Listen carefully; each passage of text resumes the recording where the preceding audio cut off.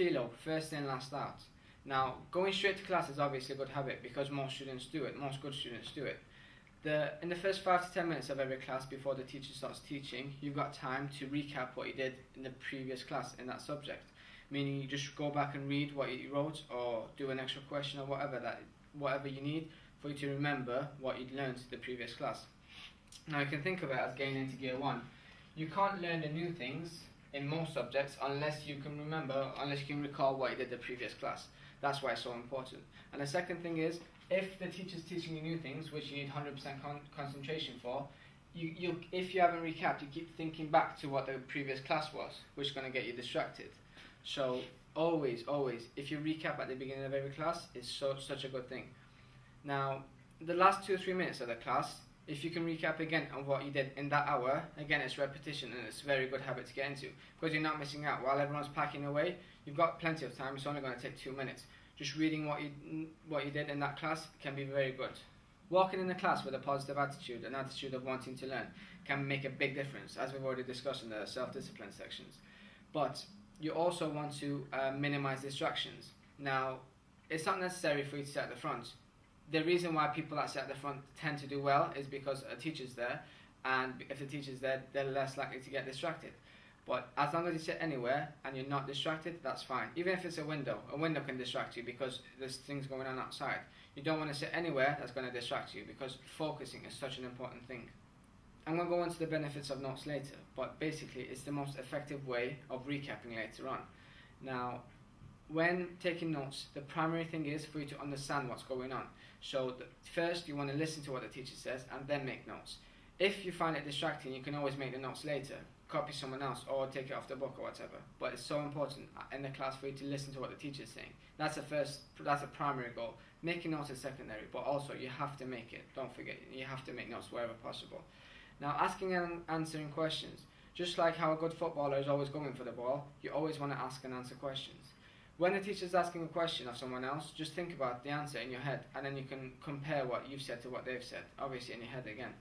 Now, questions. When asking a question, you always want to be very specific of what the question is. You should never ever say, I don't get anything, or I don't get the whole thing, or whatever. You want to be very specific.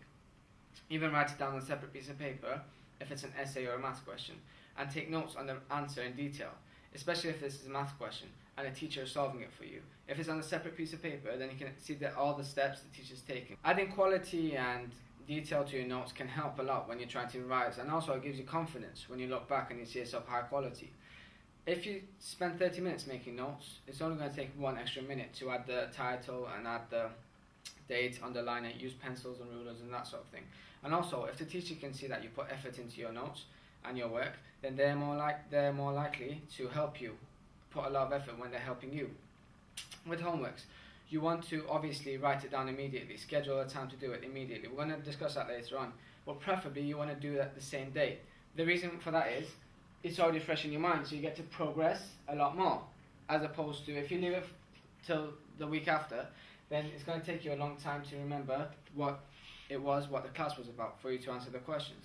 And another thing is, if you do it immediately, then you get to go back to the teacher if you have any problems.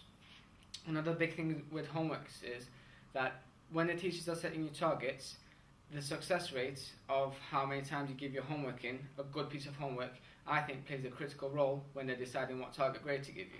You can only focus on one subject for so long, and an hour is usually about right.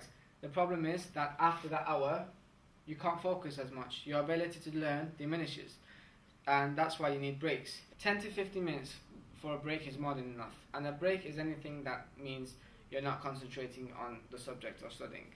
Now, the balance is key because you don't want to stay in the common room all the time. It's like staying in the jacuzzi all the time. The problem is that first you'll be bored because you're not challenged. Second thing is that everyone's going to be improving, so you're going to feel guilty more and more so. And another thing is you're going to feel frustrated because you're not improving. It doesn't feel good anymore. So a balance is key. Every 2 hours, 10 to 15 minutes is more than enough. That means 2 classes a break. 2 classes a break, which is what you get anyway in college. So to sum up, in the class, philo is important, first in, last out. Not necessarily last out, but basically making sure you're on time and making sure you make use of your time at the end of the class as well. Making good notes taking pride in your work, having a positive attitude. Then there is scheduling your homework, asking and answering questions, and taking breaks. It's very important to take breaks.